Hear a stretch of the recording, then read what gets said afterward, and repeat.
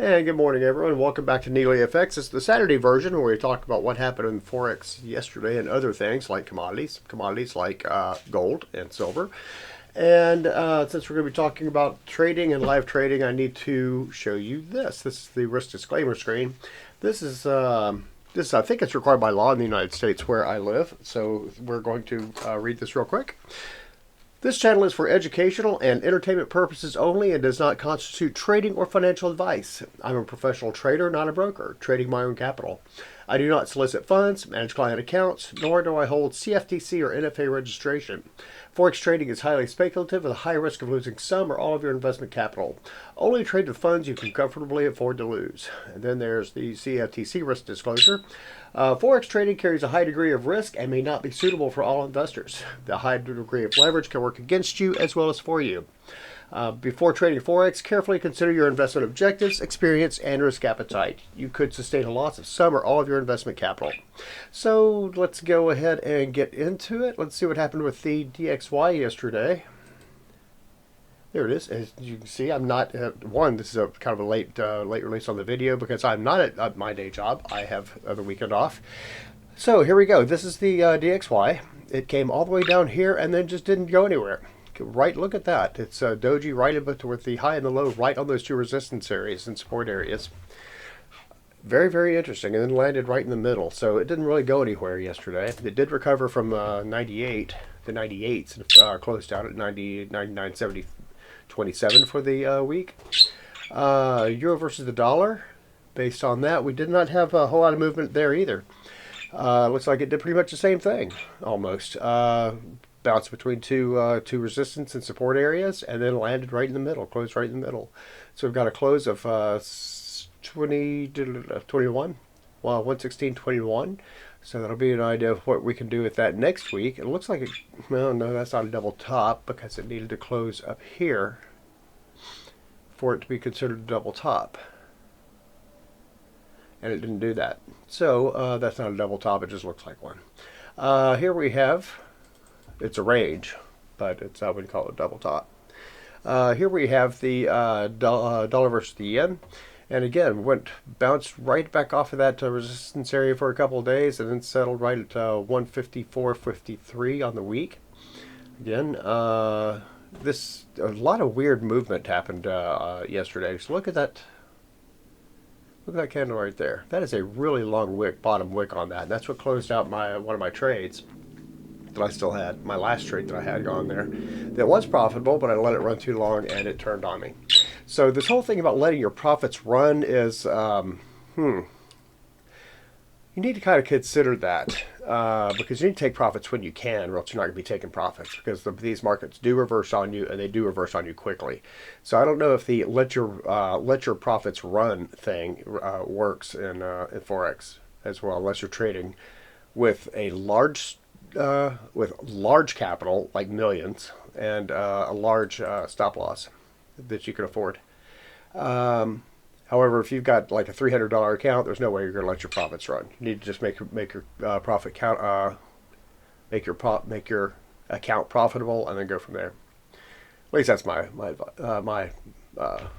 thoughts on that, my opinion on that. Do not necessarily follow my opinion. Here we have the Great British Pound versus the dollar, and Henry is around here somewhere, and it's pretty much did the same thing. Didn't really go anywhere yesterday, then snapped back up. We are looking at the U.S. Government reopening again, so we're probably going to get some economic updates, some risk event from the dollar, the Fed releases, and BLS catching up on data, and we'll see what kind of damage to the economy the government shutdown did. Didn't hurt my personal economy, but probably hurt some other people's personal economy. Here we have the pound versus the yen, and again, an extreme drop yesterday and then pulled right back up. So that's a nice shakeout, is what I'd call it. Shakeout of capital. I'm not sure what was going on with that yesterday, but I'll have to take a look and research that a little bit more and see what that looks like.